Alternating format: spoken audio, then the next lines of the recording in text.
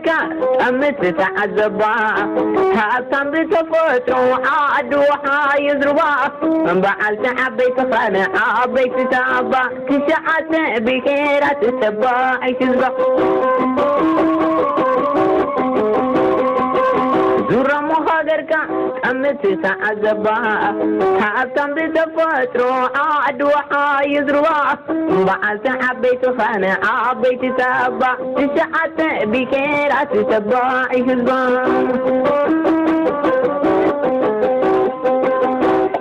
كبسا فلفل سلمنا تعبر سعدي جرى الدين نوينا بحر شاز نبر حارس في حزبنا سريات ومكر لم يمرتنا حدقينيا اجندا أبي أحمد أبلعلي إرتران ودباتان قداماي منستر إثيوبيا أبي أحمد أو 13 تقمت 2023 أبلعلنا صنت العلاونتن جزءاتها ملؤنتن نايتنا بجماجم قيح بحر زلوا مداوبت هاجرات إثيوبيا بفلاي أب إرترا زتوكوري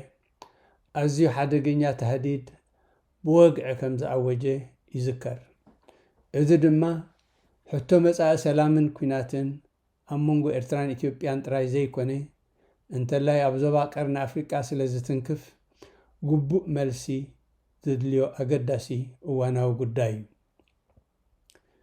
إتار استي أزي سفح سلازخوني أبزي أب 10 توكلتن أسانا رئيسي صميقي أحصر عبيليخ أربو إيه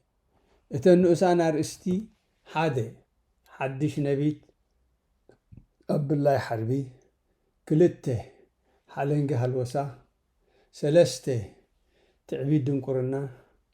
4 نكسنة أقسمن إرتران 5 أمسرارتا إرتران إثيوبيان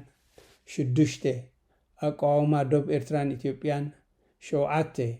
إرتراو مننتن هاجراونتن 8 منقد نبار سلام 9 واننت دو مسل تتقامنت 10 وشتاو صلاعي 11 صاوعيت قبوء مفصام 10 وكلته مدمدمتا ايوم اتياب جماجم قيح بحري واننت ودب متحلالفو كورديون مدبر حيل بحرين بحيل مطراي زقربو طلب دارغا اواج كينات ابلعلي إرترا جيبوتين صوماليان ايو اتبلاشاوي اواجن كاب حق زرحاقه زيرت او منقليون نشارتر حبرات هاجرات نمسرات اواج افريقيا وحبرت نوعل حبرات هاجرات اب حق بحري كوني نحبراو اواج سلامن محزنتن إرتران إثيوبيان زصارري اتي نت مسرت سلطن زمدناتات امونغو هاجرات زخونه اهغراو حقي بمتحاس اب حق ጫካን ممركواس زور ورو تهديد نرقات نايتي دروب قلولاون كويناتن تناويص زلو زبا بزياده ززرغي سلف بلصقنا قداماي منستر ابي بزعباتي ابلعلي إرترا زلو طجو غزاتاو وطن ابت مسب وانينه تكالات لعلوت وتهدرا مكونناتن كادرات سلفن بب غزيو زكايدو اخباتات زقربو درقنيا مغلصيتات تخاتاتالي مستيرات بمدب كسلخ كم زصنحه يفلط ابت دحيرو ابارلاما إثيوبيا زقربو مدره دما بوقعي قيح مسمر بمتحاس إثيوبيا قطاو افدغن اب قيح بحري كتونن بحرياو مسل الله قيح بحري بحرياو دوب إثيوبيا اب تاريخاوي جغرافياوي ديموغرافياوي اتنيكاون قطباون ممخنيتا استمسرته أفدق قيح بحرين إثيوبيا هلاوي أوي أدلاينت ألو كبل سعيدو نموخانو ازم طلبات زياتهم حدث ديوم اتترخاخي حق دي ويس حسوت حدش نبيت ناب الله حربي نتبولدتات ناي غزاتن ليقانن زمناويت إثيوبيا أبلعلي إرترا كورور صنحي غزاتاو طلبات كشيت مفتانو أبي بقللو حدش نبيت ناب الله حربيو زفسس زلو እዚ መጽሓፍ ቅዱሳዊ ምሳሌያዊ ዛንታዚ ሰባት ሓድሽ ነቢት ናብ ብላይ ሓርቢ ንኸየፍስሱ ከምኡ እንተገይሮም እቲ ሓርቢ ክነትግ እዩ፣ እቲ ነቢት ክፈስስ እዩ፣ እቲ ሓርቢ ድማ ክቕደድ እዩ ኢሉ ይመክር። ኣስፋሕፋሕ ዕርፋን ገዛእቲ ልሂቃን ኢትዮጵያ ኣብ ልዕሊ ኤርትራ ድንገተኛ ኤጀንዳ ናይ ኣፍደገ ቀይሕ ባሕሪ ዘለዎ ዓባይ ኢትዮጵያ ረኪሱ እንደገና ቁማር ንምጽዋት ሓደገኛ ውዲት ኣበጊሱ ኣሎ። ኣብይን ናይ ቀረባ ደቀ መዛሙርቱን ነቲ ኣብ ገማግም ቀይሕ ባሕሪ ኤርትራ ወደብ መተሓላለፊ ኮረደዮ ኮነ መደበር ሓይሊ ባሕሪ ናይ ምውናን ጥራይ ዘይኮነስ እንተላይ ንኤርትራ ዳግም ኣብ ትሕቲ ዕብለላ ኢትዮጵያ ናይ ምምላስ ዘለዎም ሕቡእ ውጥን ሰላሕታዊ ፕሮፓጋንዳ ክገብሩሉ ከም ዝጸንሑ ቁሉዕ ምስጢር እዩ። እዚ ዓይነት ውጥን እዚ ቅድሚ ሕጂ ተፈቲኑ ዘስካሕክሕ ሞትን ዕንወትን ኣስዒቡ ከም ዝፈሸለ ምዝኽኻር የድሊ። ወግዓዊ ምእዋጅ ናይቲ ኣስፋሕፋሒ ውጥን ንስርዓት ኣብይ ኣብ ልዕሊ ህዝብታት ቁጠባታትን መጻኢታትን ኤርትራ፣ ኢትዮጵያ፣ ጅቡትን ሶማልያን ሓደገኛ ሳዕቤን ዝኸትል ኩናት ንምትኽታኹን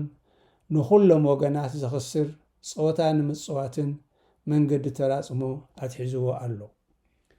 እቲ ሓደጋ ወይ ሽሑራዊ ሓይሊ ካብቲ ጥርሙዝ ወፂኡ ተበቲኑ ኣሎ። ብእንግሊዝኛ ከም ዝበሃል the genie is out of the bottle። እቲ ዝተጣዕሰ ከምስል ኣባላት ሰራዊቱ ኣብቲ ምርኢታዊ ሰልፊ ናይ ወተሃደራዊ ዓዶኽዶኽ እቲ ባሕሪ ናትና እዩ፣ እቲ ወደብ ናትና እዩ፣ እተን መራክብ ናትና እየን ኢሎም እናጨደሩ ሰላምታ ብምሃብ ዝምርሽሉ ዝነበሩ እዋን ትኩሽተተይ ክብል ዝፈተኖ ነቲ ድሮ ዝፈጸሙ ዕንወት ከዕሪ ይኹን ነቲ ብሰሪ ዋሕዚ ሕዱር ውስልትንኡ ዝተፈጥረ ጋግ ዘይእሙንነት ወይ ክሬዲቢሊቲ ጋፕ ከጽብብ ከቶ ኣይክእልን እዩ። ብርግጽ ኩናት ኣብ ኩሎም ወገናት ሞትን ዕንወትን ዝዘርእ ብዝሒ ብልሓዊ ሴፍ እዩ። እንተተወሊዑ ኣብ መላእ ዞባ ቀርኒ ኣፍሪቃ ከቢድ ዕንወት ዘምጽን ማዕለያ ዘይብሉ ስቓይ ዘስዕብን ክኸውን እዩ። ኣብቲ ቀንዲ መተሓላለፊታት መራክብ ናይ ደቡባዊ ቀይሕ ባሕሪ እውን ንባሕራዊ ድሕነት ኣብ ሓደጋ ዘውድቕ እዩ። ብተወሳኺ ኩናት ኣብ ልዕሊ ኣህጉራዊ ሰላምን ጸጥታን ዓብ ርእይ ሓደጋ ዘኸትል እዩ። 2 ሓለንጋ ሃልወሳ ኣብይ መጻኢ መደበር ናይቲ ኣብ ቀላይ ጻናተ መስሪቱ ዝህነጥ ዘሎ ሓይሊ ባሕሪ ኢትዮጵያ ገማግም ቀይሕ ባሕሪ ኤርትራ ምዃኑ ኣብ ዝተፈላለየ ኣጋጣሚታት ብቁሉዕ ክእምት ጸኒሑ እዩ። ምናልባት በቲ ፕሬዚደንት ኢሳያስ ዘወፈየሉ ህያብ ካርታ ቀይሕ ባሕሪ ተሃራሪፉ ክኸውን ይኽእል። ብዝኸፍአ ግን እቲ ቅጥዒ ትሕዝቶን ሚዛንን መንግስታዊ ፕሮቶኮል ዝሰሓተ ንልዕላውነት ኤርትራ ዘድፈረ ካብ ብሕጂ ንድሓር ንስኻ ኢኻ ትመርሓና፣ ንስኻ ኢኻ ትውክለና እናበለ ዝደጋገሞ ዘረባታት ብፈንጠዝያ ኣፍ ልቡ እናሃረመ እቶም ኤርትራን ኢትዮጵያን ክልተ ሃገራት እየን ኢሎም ዝሓስቡ እቶም ነቲ ክውንነት ዘይፈልጡ እዮም ዝብል ክብረት ህዝብን ሃገርን ኤርትራ ዘዋረደ ውልቃዊ ስምዒቱ ዘቃልዐ ከዳዕ ኣሽካዕላል ናይ ሓሶት ተስፋ ብምስራጽ ንኣስፋሕፋሒ ዕርፋን ዓብይ ብዝያዳ ኣተባቢዑ ክኸውን ይኽእል።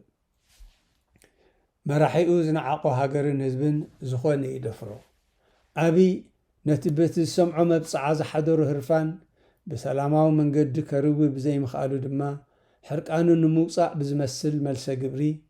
ኢትዮጵያ ኣብ ቀይሕ ባሕሪ ከም ግድነታዊ ህላዊያዊ ኣድላይነት ኣፍ ደገ ባሕሪ ናይ ምውናን ዘለዋ ባህርያዊ መሰል ብሓይሊ ንምርግጋጽ ሓደገኛ ኣገባብ ኣውጁ። ብምስጢር እንታይ ተባሂሉ ዝፈልጦ የብለይን። ብዝኾነ ግን ኣብይ እቲ ከም መዋገይ ዘቕረቦ ሓደ ግዝኣታዊ በደላ፣ 2 ምቅሊት ብርክታት ኣብ መንገዲ ኣየር ኢትዮጵያ ወይ ኣብ ዓብ ግድብ ትንሳኤ ኢትዮጵያ ወይ 3 ፌደሬሽን ይኹን ኮንፌደሬሽን ርትዓዊ መበገሲ ልዝብ ከም ዘይኮነ ንምግንዛብ ብፖለቲካዊ መምዘኒ ኣመና ጥረ፣ ኣመና ተልመደን ወይ ኣመና ሃልወሳዊ ምዃኑ ይእምት። እቲ ናብ ጎበጣ ዘምርሐ ፌደሬሽን ይኹን እቲ ምስኡ ዝመሳሰል ኮንፌደሬሽን ሕቡዕ ዕላማ ዝሓዘለ እዩ። እቲ ግዝኣታዊ በደላ ኮነ ምቅሊት ብርክታት ድማ ምስቲ ክብሪ ናይቲ ባህርያዊ ጸጋታት ገማግም ባሕርን ትሕዝቶ ናይቲ ምስኡ ዝተሓዝ ግዝኣታዊ ማያትን ሕዙእ ቁጠባዊ ዞባን ዝመጣጠን ኣይኮነን። ግዝኣታዊ ማያት ቴሪቶሪያል ዋተርስ ማለት እዩ።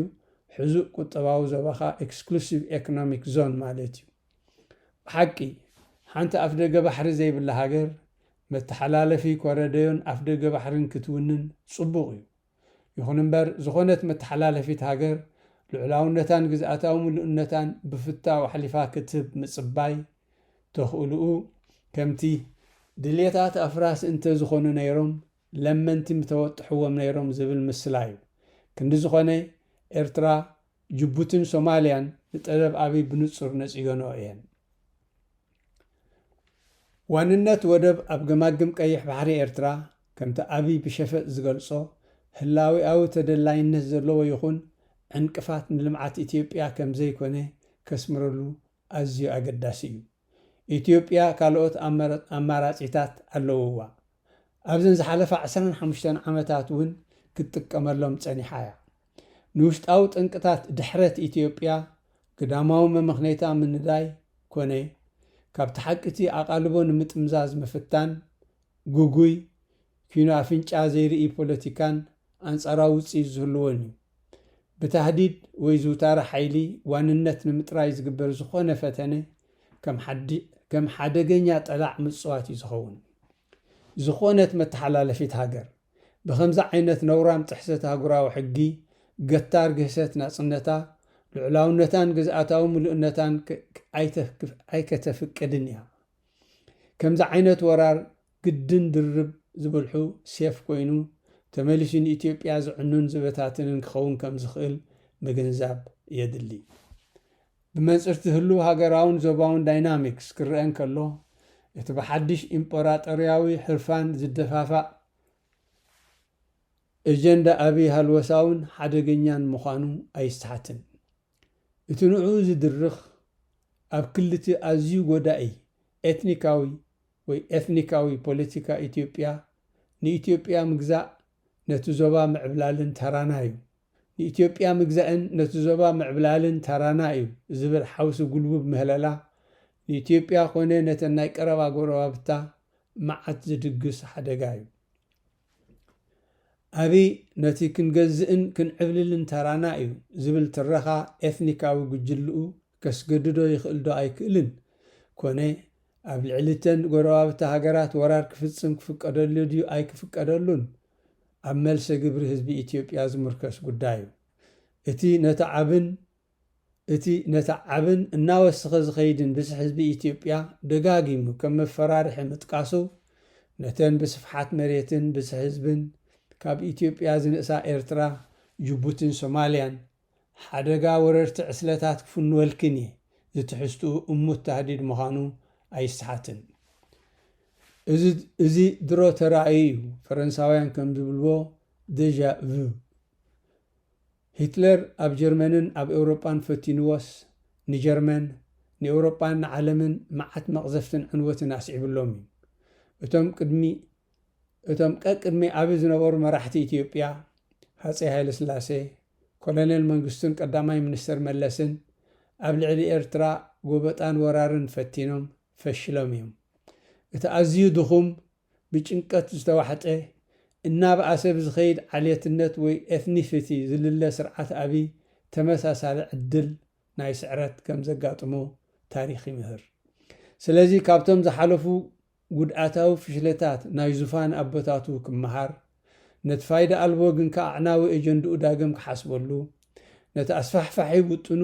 ክቕልብስ ከድልየ እዩ። ህድ ኢሉ ነቲ ኣብ ልዕሊ ኤርትራን እተን ካልኦት ኣብ ገማግም ቀይሕ ባሕሪ ዝርከባ ሃገራት ጅቡትን ሶማልያን ግዝኣት ናይ መስፍሕፋሕን ባሕሪ ናይ ምውናንን ሃልወሳዊ ሕልሙ ወይ ጥሙሑ ልጓም ክገብረሉ ከድልየ እዩ። 3 ትዕቢት ድንቁርና። እቲ ኣብይ ንኣኽሱም ራእሲ ኣሉላን ሃይለስላሴን እናጠቐሰ ዘቕረቦ ጉጉይን ሃንዳፍን ጠለብ ቀይሕ ባሕሪ ከም ባህርያዊ ዶብ ኢትዮጵያ ነቲ ብዛዕባ ታሪክ ኣኽሱምን ኤርትራን ዘለዎ ፍጹም ድንቁርና የመልክት። እቲ ቀይሕ ባሕሪ ባህርያዊ ዶብ ኢትዮጵያ ይቕውም ዝብል መግለፂኡ ኮነ እቲ ኤርትራ ባህርያዊት ኣካል ኢትዮጵያ ተقውም ዝብል ኣመቱ ብሩኡይ ስሕተት እዩ። ነገሩ ክበልዕዎ ዝደለዩ ኣባ ጉንባሕ ዛግራ ይብልዎ እዩ። እቲ ኩናት ዝፅሕትር መግለፂ ኣብይ ሓደገኛ ሳዕቤናት ክኽትል ዘይክእል እንተዝኸውን ነይሩ እቲ ኣታላሊ ጠለባቱ ከም ዕሸላዊ ምህዞ ናይቲ ሃርጋፍ ሕልሙ ተራእዩ ዕሽሽ ተባሂሉ ክሕለፍ ምተኻእለ ነይሩ። ብወግዒ በቶም መንግስታዊ መራኸቢ ብዙሃን ኢትዮጵያ ይኹን በቶም ማሕበራዊ መራኸቢ ብዙሃን ናይቶም ደገፍቲ ስርዓት ይሰራጮን ብብዝሒ ይደጋገምን ስለ ዘሎ ግን እቲ ሓሶት እንተተደጋገመ ሓቂ መታን ከይመስል ኣስዒበ ንዕኡን መሰልቱን ሓፂር ጽማቕ መባእታዊ ታሪኽ ኤርትራ ወይ ኤሪትራያን ሂስትሪ 101 ኣወፍየሎም። 4 ንግስነት ኣክሱምን ኤርትራን መሬት ዘመናዊት ኤርትራ ምስቲ 40 ኪሎ ሜትር ደቡብ ካብ ምጽዋዕ ተደኪና ዝነበረት ጥንታዊት ወደብ ኣዱሊስ መበቆልን ጂኦግራፊያዊ ማእከልን ንግስነት ኣክሱም ይቕውም። ኣብቲ ስልጣኑ ኣብ ዝለዓለ ጥርዙ በፂሕሉ ዝነበረ 4ን 5ን ዘመናት ንግስነት ኣክሱም ክንዮዛ ናይ ሎሚ ኢትዮጵያ ክሳብ ሰሜናዊ ሱዳን፣ ደቡባዊ ምስሪ ወይ ግብፂ፣ ደቡባዊ ስዑድ ዓረብያ፣ የመን፣ ጅቡቲ፣ ሰሜን ምዕራባዊ ሶማልያ ተዘርጊሑ ነይሩ። ይኹን እምበር ኣብ ሻውዓይ ዘመን ስልጣንን ጽልዋን ኣክሱም ከም ቀጥታዊ ሳዕቤን ወራር ዓረብ ኣብ ልዕሊ ምስሪ ነቶም ኣብ ምብራቕ ምስርን ሰሜናዊ ሱዳንን ዝነበሩ ቀቢላታት ቤዣ ብሓይሊ ናብ ደቡብ ገጾም ደፊኦም ነቶም ድሮ ኣብ ሰሜናዊ ከበሳን ጎላጉል ባርካን ሰፊሮም ዝነበሩ ኣዝማዶም ናብቲ ማእከላይ ከበሳ ናይዛ ናይ ሎሚ ኤርትራ ደፊኦሞም። ወራር ቤዣ ምስቲ ዝሰዓበ ቁልጡፍ ዝርጋሐ ምስልምና ናብቲ ገማገም ቀይሕ ባሕርን ምዕናው ኣዱሊስ ኣብ 710 ድሕሪ ልደተ ክርስቶስን ተደሚሩ ንኣክሱም ካብ ኣፍ ደገ ቀይሕ ባሕሪ ኣርሒቑ ነፂልዋ።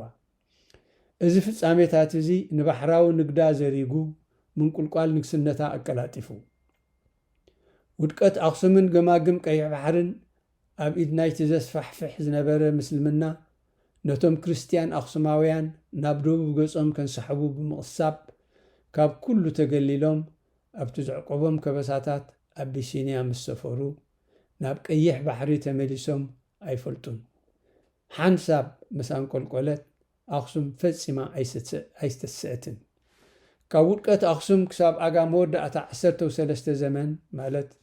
1270 መላእ ኤርትራ ገና ኣብ ትሕቲ ናይ ቤጃ ኮንፌደረሲ ይመሓደር ነይሩ። ድሕሪ ናይ ሓደ ዘመን ምፍንጫል ማእከላይ ከበሳ ኣብ መንጎ መበል 15-18 ዘመናት ሕመረት ምድረ ባሕሪ ኮይኑ ኣብ ትሕቲ ግዝኣት ባሕሪ ነጋሲ ልዑላውነት ነይርዎ። ሽሕኳ ኣብቲ እዋን ዘመነ መሳፍንቲ ኣቢሲንያ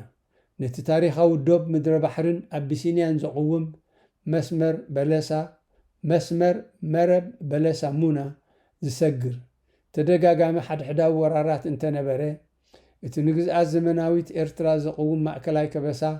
ሰሜናዊ ከበሳ፣ ምዕራባዊ መታሕትን ምብራቃዊ ጎላጉልን ወይ ገማግም ባሕሪ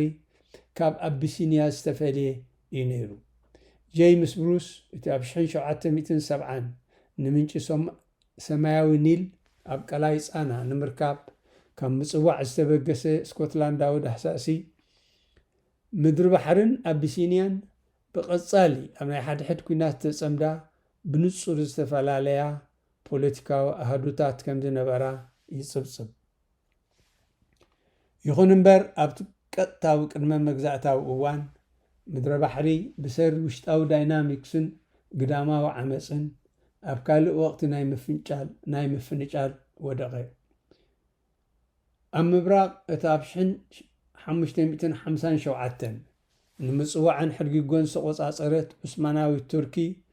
ነታ ወደባዊት ከተማን ገማግማዊ ጎላጉልን ክሳብቲ ኣብ 1872 ናብ ኸዲባዊት ምስሪ ዝሰጋገር ጎቢጣቶ ጸንሐት። ብተወሳኺ ኸዲባዊት ምስሪ ንጋብላ ጋሽ ሰቲት ወሪራ ንዞባ ቦጎስ ጎቢጣ ኣብ መፋርቕ 1880ታት ኣብ ከረን ዕርዲ መስሪታ ንማእከላይ ከበሳ ወረረት። ብሸነኽ ደቡብ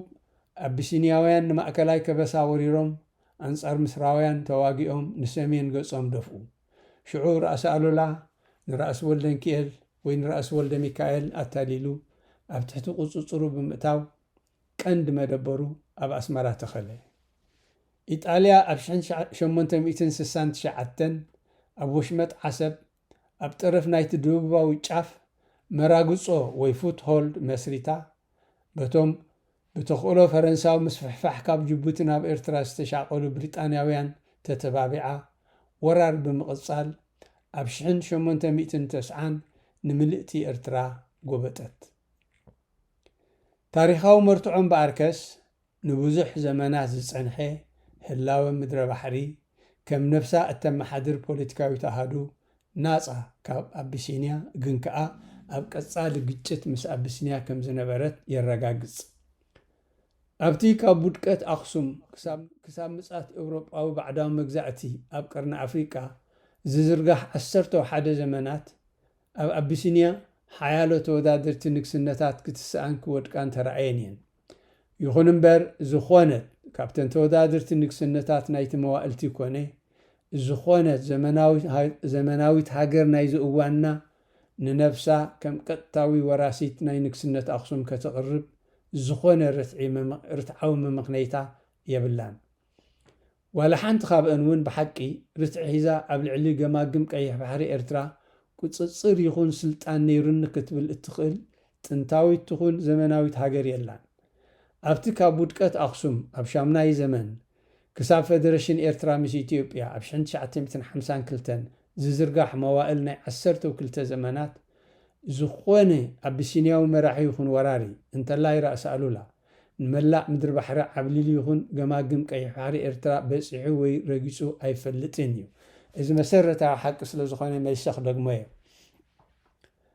أبتي كابودكت أخصم أبشامناي زمن كساب فدرشن إرترا مش إثيوبيا أبشن شعتمتن حمسان كلتن زرقاح موائلنا عسرتو كلتا زمانات لعسرتو كلتا شح عمتات لعلي شحن كلتا مئتين عمتات مالتيو زخونة أبسينيا ومراحي يخون وراري انت لاي رأس ألولا نملا مدر بحري عبليلي يخون قماقم كي فاري ارترا بزحي ويرقيسو أي فلتيني حموشتي أما سرارتا ارتران إثيوبيان بحاصيرو جزءات زمناويت إثيوبيا أمونغو مفارق مبل 16 أقام ودأتا مبل 19 زمانات تفناجلو يصنحو مدر بحري قداي قوبت استفلاليو كفالات جزءاتا بعثماناوي تركي شان 557 كساب شان 872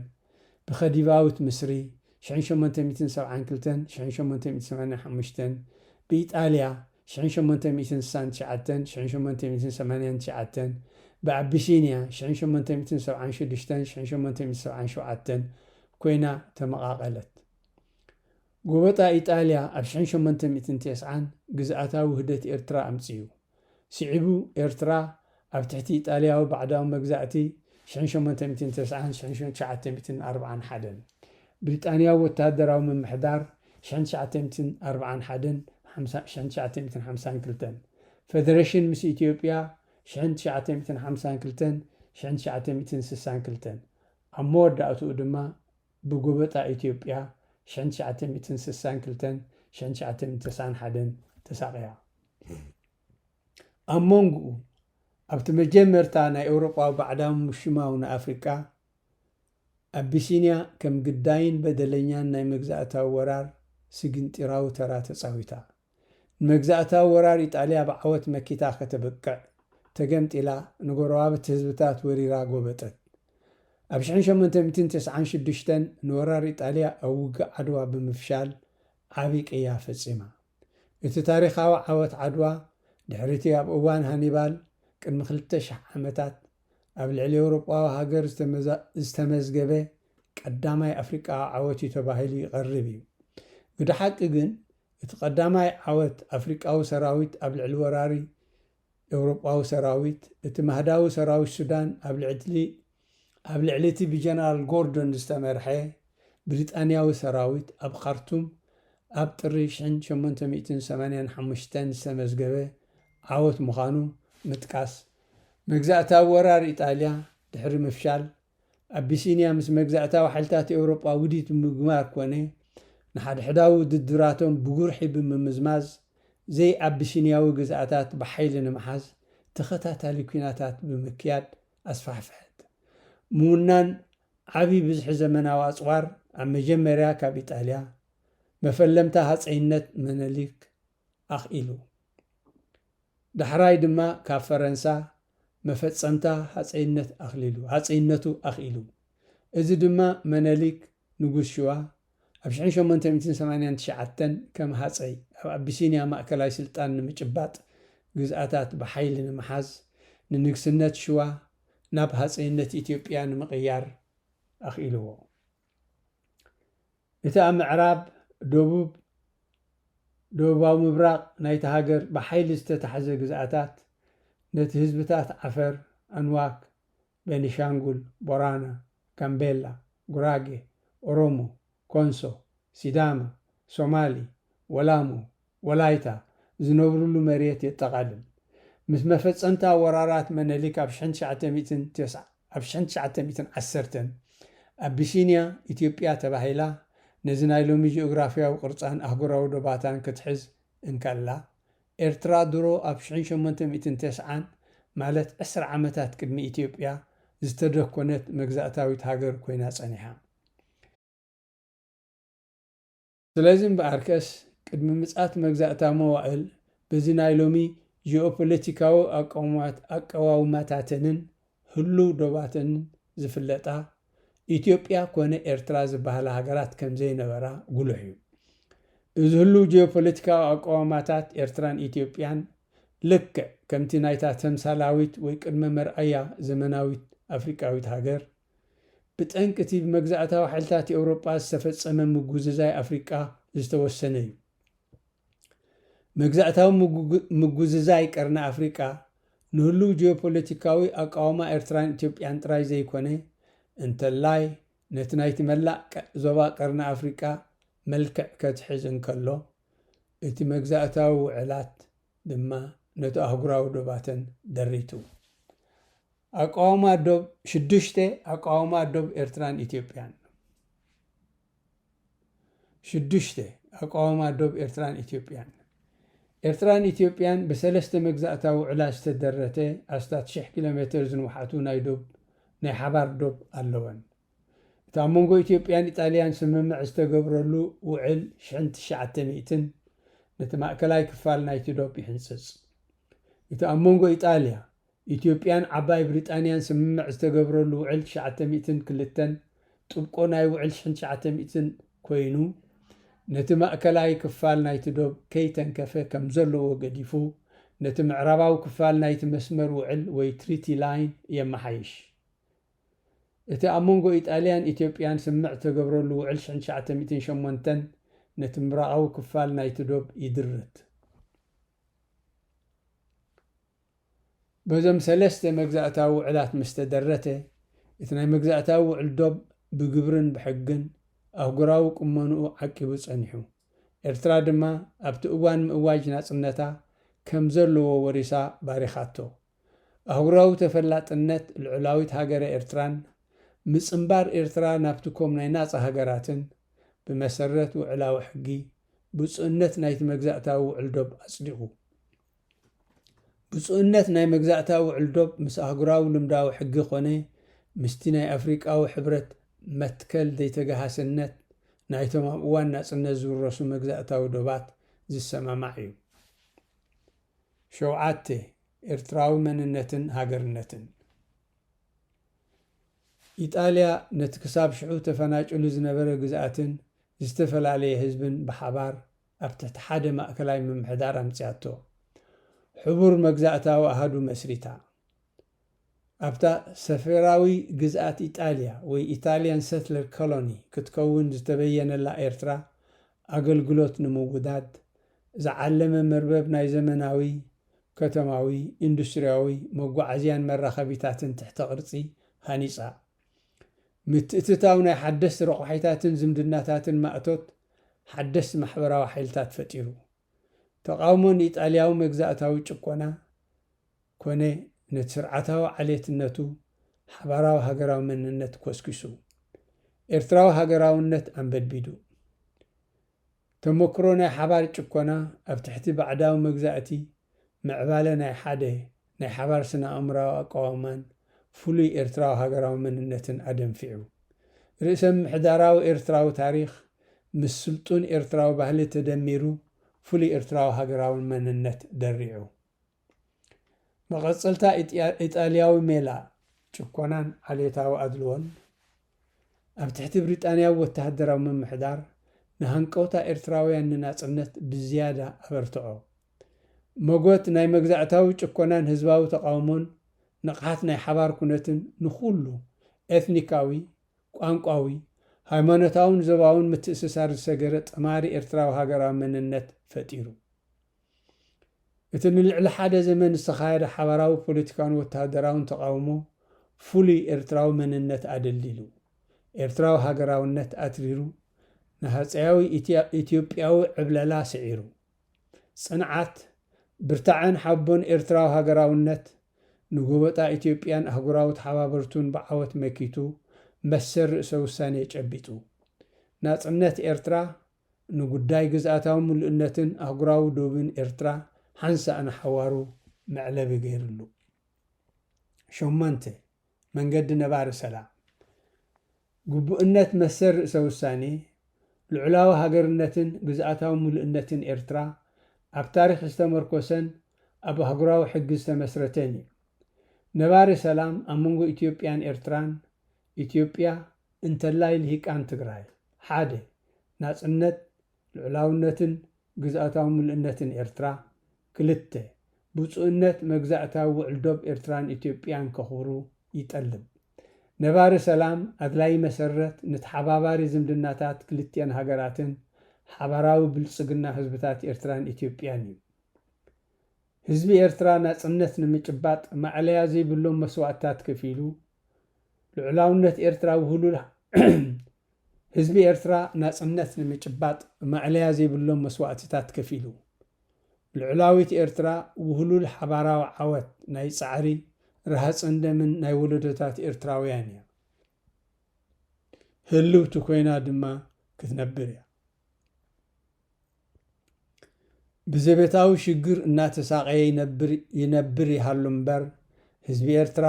ናጽነት ልዕላውነትን ግዝኣታዊ ምሉእነትን ሃገሩ ንምክልኻል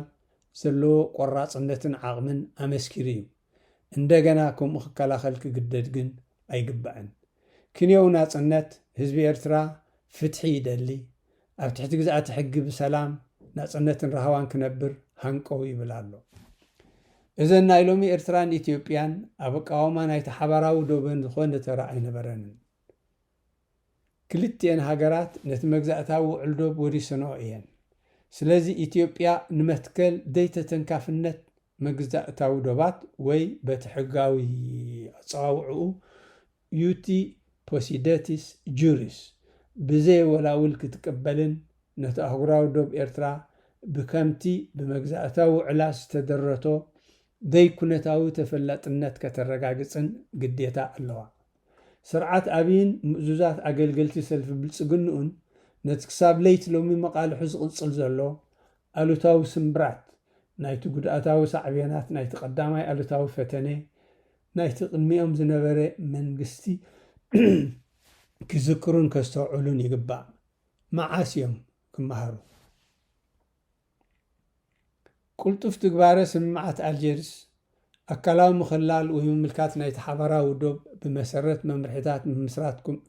ምምልካት ኮሚሽን ዶብ ኤርትራን ኢትዮጵያን ምስ ቴክኒካዊ ደገፍ ካርቶግራፊያዊ ኣሃዱ ሕብራት ሃገራት ኩናት ንምውጋድን ሰላም ንምህናፅን ህፁፅ ኣገዳስነት ኣለዎ ኣካላዊ ምምልካት ዶብ ኣብ መንጎ ካልኦት ነገራት ቅባፀት ቀጻሊ ግዝኣታዊ ህርፋን ኢትዮጵያ ኣብ ልዕሊ ኤርትራ ይኹን ገለ ክፋላት ኤርትራ ዘመልክት ይኸውን ተመክሮ ኤርትራ ምስታ ኢትዮጵያ ናይ ሃፀይ ሃይለ ስላሴ ናይ ኮሎኔል መንግስቱ ናይ ቀዳማይ ሚኒስተር መለስ ሕጂ ድማ ናይ ቀዳማይ ሚኒስተር ኣብይ ብልሂቃን ናይ ሓንቲ ኤትኒካዊ ጉጅለ እትዕብለል ኢትዮጵያ ንሃገራዊ ድሕነት ኤርትራ ህላዊያዊ ስግዓት ከም እትኸውን የረጋግጽ ክንዲ ዝኾነ ምውሓስ ነባሪ ሰላም ኣብ መንጎ ኤርትራን ኢትዮጵያን ኣብ ክልቲአን ሃገራት ምምስራት ናይ ንደጋፊ ኣበርክቶ ርእሰ ምሕደራዊ ብርጌሳዊ ማሕበራት ቦታ ዝፍቅድ ሓቋፊ ዴሞክራሲያዊ ስርዓታት ይጠልብ። ካብቲ ኣበረኛ ዕንክሊል ናይ ባዶ ድምር ፀወታታትን ሕነታት ምፍድዳይን ብምውፃእ ኩናት ምውጋድን ሓድሽ መዋእል ናይ ዕርቂ ንምጅማርን ተባዕ ስጉምትታት ምውሳድ የድሊ። እዚ ድማ ኣብ ሃገራዊ ክልተኣውን ዞባውን ፅፍሕታት ንሰላማዊ ሓባረ ህላወን ተሓባባሪ ዝምድናታትን ምቹእ ኩነታት ዝፈጥር ሓድሽ ዴሞክራሲያዊ ኣካይዳ ንምምፃእ ዝተወፈየ ዳግመ ስርዕ ገስገስቲ ሓይልታት ንምስሳን ይኽእል። ሓንሳብ ምስ ተመስረታ ዴሞክራሲያዊት ኤርትራን ዴሞክራሲያዊት ኢትዮጵያን ዝምድናታተን ሙሉእ ብምሉእ ናብ ንቡር ክመልሳ ትካላዊ ኣገባብ ከትሕዛ ንተመላላእነት ቁጠባታተን ብምጥቃም ምእንቲ ረብሓ ክልቲኡ ህዝብታተን ኣብ ዕቱብ ምትሕብባር ክኣትዋ ምኽኣላ። 9 ዋንነት ዶ መሰል ተጠቃምነት ኣብይ ዋንነት ኣፍ ደገ ባሕሪ ብፅሓኒ እዩ ብምባል ንዑ ንምርካብ ንወለዶታት ክዋጋእ ምዃኑ ተመባፂዑ ኣሎ። እቲ ሃንዳፍ ጠለቡ ሓድሽ ነገር ኣይኮነን። ነቲ ኦሪታዊ ትረኻ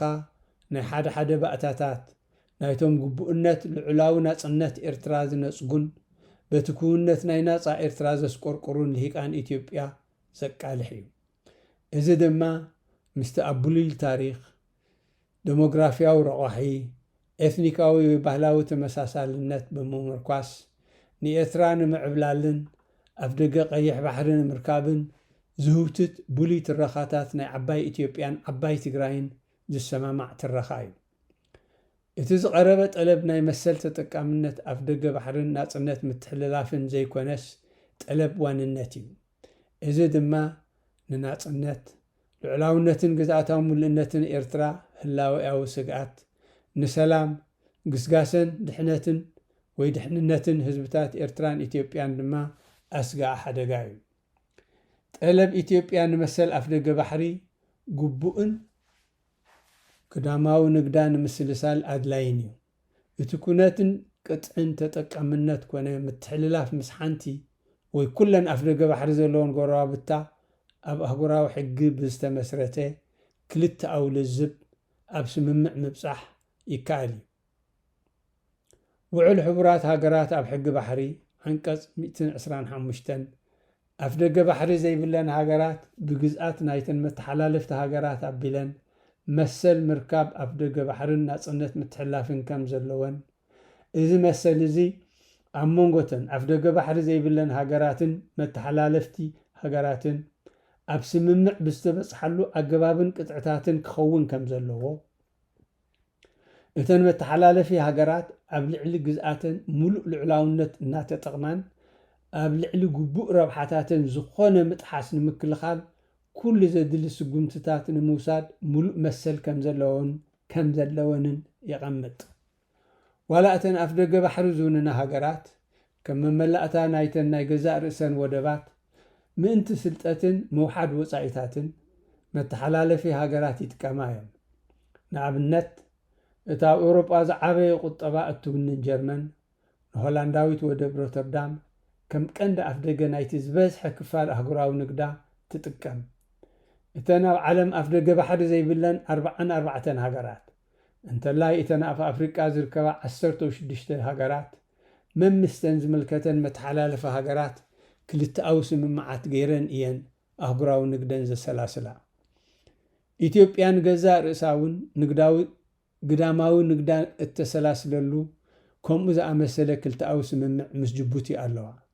ኣብ 1993 ድማ ኣዝዩ ሕድገታዊ ዝኾነ መሰል ተጠቃምነት ኣብ ደገ ባሕርን ናጽነት መተሓላለፍን ናብን ካብን ወደባት ኤርትራ ማለት ምጽዋዕን ዓሰብን ምስ ኤርትራ ተላዚባ ፕሮቶኮላዊ ስምምዕ ገይራ ነይራ እያ። ይኹን እምበር ኢትዮጵያ ኣብ 1998 ኣብ ልዕሊ ኤርትራ ኩናት ምስ ኣወጀትን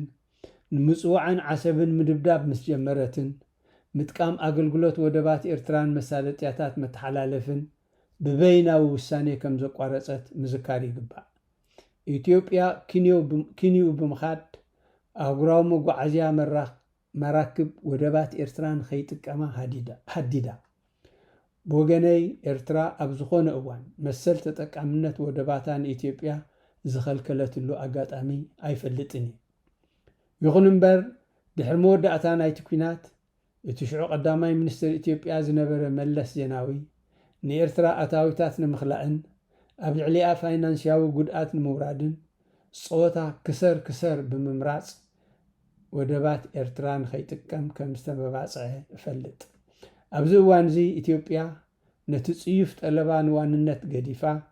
ኣንፈት ኣተሓሕዛኣ ክትእርም ኣብ ውሽጢ መቓን ውዕል ሕቡራት ሃገራት ኣብ ሕጊ ባሕሪ ንመሰል ተጠቃምነት ወደብን ናፅነት መተሓላለፍን ብቕንዕና ኣብ ናይ ክሰብ ምውጋይ ክትላዘብ ከድልያ እዩ። ወደባት ኤርትራ ሽሕኳ ሎማ ዓንየን ብዘይ ስራሕ ባኺነን ናብ ምትሃተ ከተማታት ተቐይረን እንተሃለዋ ልክዕ ከም ዱባይ ማዕቢለን ከም ቀንዲ መላግቦታት ዓለም ለኻዊ መርበብ ንግድን ማእከላት ኣህጉራዊ ምስግጋር መራክብን ከገልግላ ዓብይ ተኽእሎ ኣለወን። ምስ መጠነኛ ምስትውዓል ልቦና ሓልዮትን ክእለትን ዘለዎ መምሕዳር እተን ህልዋት ወደባት ኤርትራን ሓያሎ ካልኦት ክምዕብላ ዝኽእላ ተወሰኽቲ ወደባት ኣብ ገማግም ቀይሕ ባሕሪ ኤርትራን ንኩሎም ጉዱሳት ተጠቀምቲ ክዕግብ ዝኽእል እኹል ቦታ ኣለወን። 10 ውሽጣዊ ጸላኢ ኢሳያስ ልዑላውነት ህዝቢ ገቢቱ መንግስታዊ ስልጣን ድሒቱ ንኤርትራን ድሕሪት ዝጎተተ ሜላታትን ተግባራትን ኣሰላሲሉ ንህዝቢ ኤርትራ ኣብ ክቱር ድኽነት ሸሚሙ መንእሰያት ብጃምላ ንክስደዱ ብምድፍፋዕ ሃገር ኣባዲሙ ኣብ ዓዲ ብቐጻሊ እናነከየ ዝኸይድ ተዛማዲ መጠን ብዝሒ ህዝብን እናማሰነ ዝኸይድ ሓይሊ ሰብን ህላዊያዊ ስጋት ንድሕነት ህዝብን ልዑላውነት ሃገርን ዝፈጥር ንመጻኢና ከም ሃገርን ከም ህዝብን ኣብ ሓደጋ ዘውድቕ ክስተት እዩ። ምዕቃብ ዝተኣማምን ዓቕሚ ግትኣትን ምክልኻልን ማለት credible deterrence and defense capability ትግባረ ሃገራዊ ኣገልግሎት ብመሰረት ሕጋዊ ቅጥዕታት ናይቲ ኣበጋሰ ኣዋጁ ብንቡር እናወሰኸ ዝኸይድ ብዝሒ ህዝቢ ሰሳኒ ቁጠባዊ ልምዓት ይጠልብ። ምዕቃብ ኣድማዒ ዓቕሚ ግጥም ዘለዎ ወይ ኮምባት ኢፌክቲቭ ዝኾነ ማለት እዩ ዕጡቕ ሰራዊት ምጥራይን ዋንነትን ኣጠቓቕማን ዘመናዊ ስነ ፍልጠትን ስነ ኪነትን ግብራዊ ክእለትን ምዕቡል ስርዓታት ኣፅዋርን ይጠልብ። እቲ ኣብ ውሽጥኻ ጸላእ እንተዘይብልካ እቲ ኣብ ግዳም ዘሎ ጸላእ ክጎድኣካ ኣይክእልኒ ዝብል ኣፍሪቃዊ ምስላ ንህሉ ኩነታት ኤርትራ ብልክዕ ይገልጽ። ህዝቢ ኤርትራ ብጨካን ዘቤታዊ ጭኮናን ንፍገት መሰረታዊ ናጽነታትን መሰላትን ክሳቐ ጸኒሑ እዩ። ሓደ ውልቀ መላኺ ስርዓት ነቲ ፖለቲካውን ቁጠባውን ሜዳታት ዓፅዩ ነቲ ሃገር ነፂሉ ነቲ ህዝቢ ኣድኪዩ ንመንእሰያት ናብ ጃብና ስደት ደፊኡ እቲ ኣብ ውሽጥኻ ጸላኢ እንተዘይብልካ እቲ ኣብ ግዳም ዘሎ ጸላኢ ክጎድኣካ ኣይክእልኒ ዝብል ኣፍሪቃዊ ምስላ ንህሉ ኩነታት ኤርትራ ብልክዕ ይገልጽ። ህዝቢ ኤርትራ ብጨካን ዘቤታዊ ጭኮናን ንፍገት መሰረታዊ ናጽነታትን መሰላትን ክሳቐ ጸኒሑ እዩ። ሓደ ውልቀ መላኺ ስርዓት ነቲ ፖለቲካውን ቁጠባውን ሜዳታት ዓፅዩ ነቲ ሃገር ነፂሉ ነቲ ህዝቢ ኣድኪዩ ንመንእሰያት ናብ ጃምላ ስደት ደፊኡ ንሓይሊ ሰብ ኤርትራ ብምምሳን ንመጻኢ ናይቲ ሃገር ኣብ ሓደጋ ኣውዲቑ ብርኩት ባህርያውን ሰብኣውን ጸጋታት ኣገዳሲ ጂኦስትራቴጂያዊ ጂኦፖለቲካውን ጂኦቁጠባውን ብልጫታት ኤርትራ ብግቡእ ብምጥቃም ሃገር ከማዕብልን መነባብሮ ህዝቢ ከመሓይሽን ኣይከኣልን። ኣብ ኣካያይዳ መንግስታዊ ፋይናንስ ኣታዊታትን ወፃኢታትን መንግስቲ እንተላይ ኣታዊታት ካብቲ ኣዝዩ ኣኽሳቢ ጽላት ዕደና ተሓታትነትን ግሉጽነትን የለን። እቲ ዝዓነወ ናይ ኩፐን ቁጠባ ነቲ ውሕድ መቑነን መዓልታዊ እኽለማይ ብቐጻሊ ከባፅሕ ዳርጋ ስለ ዘይክእል ንህዝቢ ኣብ ስቓይን ሓሳረ መከራን ሸሚምዎ ይርከብ። ከተማታትናን ወደባትናን ብዕንወት ማሲነን እትፍሩስ ህንጻታትን ብጎዳጉዲ ዝተደወንን ጽርግያታትን ከተማታትናን ወደባትናን ብዕንወት ማሲነን እትፍሩስ ህንጻታትን ብጎዳጉዲ ዝተደወነ ጽርግያታትን ንቡር ጽገና ተሐሪሙ ብፍጹም ተባላሽው ወደባትና ናብ ምታተ ከተማታት ተቀይረን እቲ ዝሕቱል ናይ ኩፖን ቁጠባ ሽቕለት ክፈጥር ሃብቲ ከፍሪ ረሃዋ ከምጽእ ኣይከኣለን እቲ ኣብ ልዕሊ ጽላት ህንጻ ንኣስታት 10 ዓመታት ዝጸንሐ እገዳ ነቲ ኣዝዩ ኣዋጣሪ ሕፅረት ኣባይቲ ኣጋዲዱ ከም ፀዓት ኤሌክትሪሲቲ ማይ ቡምባ ብቑዕ ዓይነታዊ ትምህርቲ ሓለዋ ጥዕናን መድሃኒትን ህዝባዊ መጓዓዝያ ኣቅርቦት ኢንተርኔት ወዘተ ዝኣመሰሉ ኣድለይቲ ኣገልግሎታት ብዙሕ እዋን የለውን ወይ እኹላት ኣይኮኑን ብዝብል ዝተኣሳሰር ሓደ ኣብ ዝቐረባ እዋን ኣብ ኤርትራ በፂሑ ኣብቲ ዞባ ዝነብር ኤርትራ ብኩነታ ሃለዋት ኣካላውን ማሕበራውን ትሕተ ቅርጻ ማለት ፊዚካል ኤንድ ሶሻል ኢንፍራስትራክቸር ማለት እዩ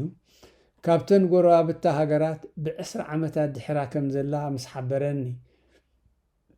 ብርቱዕ ዝተሓዋወሰ ሕርቃንን ሕፍረትን ተሰሚዕኒ እቲ ኣጠቓላሊ ፖለቲካዊ ቁጠባውን ዲፕሎማስያውን ድኻም ኤርትራ ድማ እዩ ኣብ ልዕሊ ልዕናውነታን ግዝኣታዊ ምሉእነታን ግዳማዊ ተህዲዳት ዝዕድምን ዘተባብዕን ናጽነት ርእይቶ ምግላጽ ኣኼባ ምግባር ማሕበር ምቋም የለን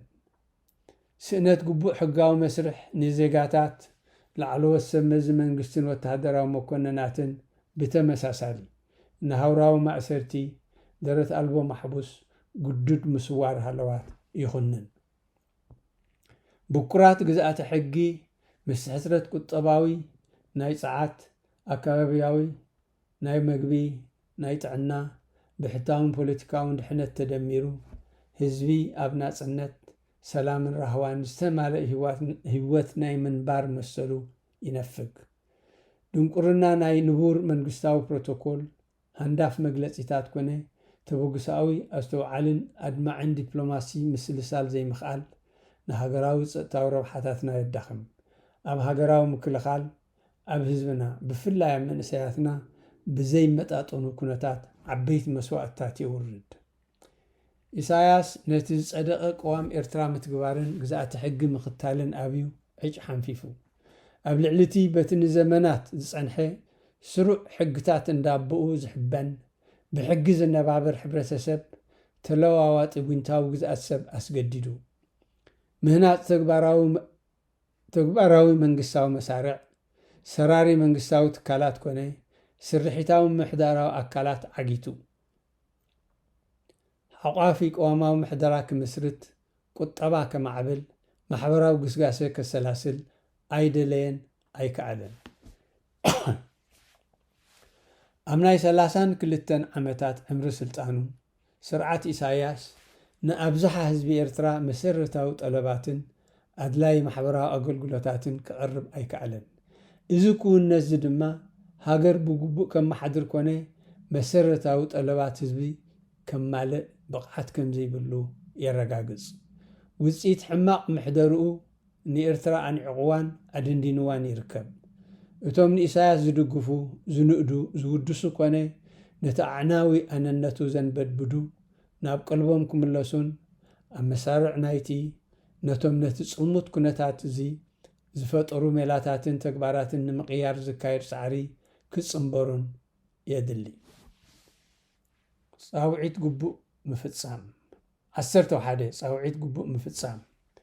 ህዝቢ ኤርትራ ከም ኩሎም ህዝብታት ዝተማልአ ህይወት ናይ ናጽነት ሰላምን ራህዋን ንምንባር ዝኽእሎ ድሕንነትን ክህልዎ ግቡእ እዩ ከም ህዝቢ ብግዝኣቲ ሕጊ ንምንብባርን መሰረታዊ ናጽነታትን መሰላትን ንምስትምቓርን ዘይንፈግ መሰል ኣሎና ኣብ ክንዲ ኣብ መላእ ዓለም ከም ደቂ ዛግራ ፋሒልና ስደተኛታት ኮይና እንነብር ኣብ ገዛእ ሃገርና ብክብረት ድሕነትን ራህዋን ክንነብር ይግባእ እቶም ዴሞክራሲያዊት ኤርትራ ክንርኢ እንደሊ መሰረታዊ ናጽነታት መሰላትን ሰብኣዊ ድሕነትን ህዝብና ንምክልኻል ሃገር በቆል ስግግርና ቆዋም ምሕደራን ምድራኽ ሃገራዊ ልዕላውነትን ግዝኣታዊ ምልእነትን ንምርግጋጽ ክንጣበቕ እዋኑ ይጠልብ እቶም ሃገራዊ ረብሓ ኤርትራን ድሕንነት ህዝቢ ኤርትራን ዘቐድሙ ፖለቲካውን ቁጠባውን ህይወት ሃገር ንምርሓው ቁጠባ ዘማዕብል ሽቕለት ዝፈጥር ራህዋ ዘስፍን ጥንቁቕ ኣመሓዳድራ ባህርያውን ሰብኣውን ጸጋታት ኤርትራን ንምትእትታው ክጣበቑ ይግባእ ለባም ማክሮ ቁጠባዊ ሜላን ሕጋዊ መቓንን ምውዳድ ልምዓት ከቃላጥፍ ዘቤታዊ ወፍሪ ከተባብዕ ግዳማዊ ቀጥታዊ ወፍሪ ክስሕብ ይኽእል ኣብ ዘለናዮ ሕጊ ኣልቦ ስርዓተ ኣልቦን ፍትሓ ኣልቦን ዝኾነ ተኣፋፊ መድረኽ ስግግር ዓለማዊ ስርዓት እዚ ኤርትራ ኣብ ተቐያየርን ተሃዋፅን ዞባ ስለ እትርከብ ንባህርያዊ ወራር ወይ ተህዲድ ዝገትእ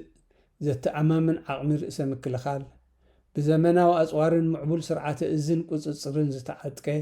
ብቑዕ ሞያዊ ሰራዊት ልምዓትን ሃገራዊ ድሕነትን ንምርግጋጽ ዘተኣማምን መሰረት ዓቕሚ ሰብ ዘውሕስ ብቐጻሊ ዝስስን ብዝሒ ህዝቢ የድልያ እዚ ድማ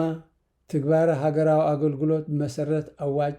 82 እዝባር 1995 ይጠልብ ብተወሳኺ ሃገራዊ ፀጥታዊ ረብሓታት ህዝብን ሃገርን ዘደንፍዕ ተበግሳዊ ዲፕሎማሲ ምስልሳል የድሊ ኣብ መወዳእታ መበል 12 መደምደምታ ህዝቢ ኤርትራ ኣብ መንጎ ወፀቓ ዘቤታዊ ጭኮናን ሞደሻ ተህዲድ ወራርን ተቐርቂሩ ኣብ ቀጻሊ ስቃይን ሓሳረ መከራን ይርከብ እቶም ድሕንነት ህዝቢ ኤርትራን ናይ ንቡሕ ሃገራዊ ፀጥታዊ ረብሓታት ኤርትራን ዘቐድሙ ሓርበኛታት ኤርትራውያን ኣንጻር ጭቆና ክቃለሱ ንወራር ክቃወሙ ልዕላውነት ህዝቢ ኤርትራ ንምምላስ ክጣበቑ ሓላፍነት ኣለዎም ነዚ ሓላፍነት እዚ ብኣድማዕነት ምስካም ኣብ ውሽጢ ዓድን ኣብ ዳያስፖራን ኣብ ሓደ ሓቋፊ ቀጽሪ ልዕላውነት ኤርትራ ዝጥርነፍ ሰፊሕ ልፍንቲ ናይ ተነጣጠፍቲ ብምህናፅን ምሕያልን መሰላቱን ናጽነታቱን ንምክልኻል ልዕላውነቱ ንምጥቃም ንተህዲድ ወራር ንምብርዓን ዘኽእል ተግባራዊ ዓቕሚ ህዝቢ ምድንፋዕ ይጠልብ ንመሰል ተጠቃምነት ወደባት ኤርትራ ብዝምልከት እቲ ቁኑዕ ኣማራጺ ንሓባራዊ ረብሓ ዘገልግል ብቕንዕና ክልተኣዊ ልዝብ ምክያድ ኣብ ስምምዕ ምብጻሕ እዩ እቲ ጉጉይ ኣማራጺ ድማ መቕዘፍትን ዕንወትን ናይ ኩናት እዩ እምበኣርከስ ኣብይ ነቲ ዘጸይፍ ጠለቡ ናይ ዋንነት ገዲፉ ብመሰረት ውዕል ሕቡራት ሃገራት ኣብ ባሕሪ ሕጊ ንምሉእ ልዕላውነት ግዝኣታዊ ምሉእነትን ግቡእ ረብሓታትን ኤርትራ ኣብ ዝኽብር ቅጥዕን ኣገባብን ኣጠቓቕማ ወደብን ናጽነት ምትሕልላፍን ኢትዮጵያ ብኤርትራ ኣብ ስምምዕ ንምብጻሕ ብቕንዕና ንምልዛብ ክሕልን እቲ እንኮ ሰላም ዝዕቅብ ቁኑዕ ኣማራጺ ምዃኑ ደጊመ እስምረሉ ዘለዓለማዊ ሓበን ንጀጋኑ ሰማዕታትና ዕድመ ንናጻ ልዕላዊት ሃገረ ኤርትራ ፈጣሪ ንኤርትራን ህዝባን ይባርኽ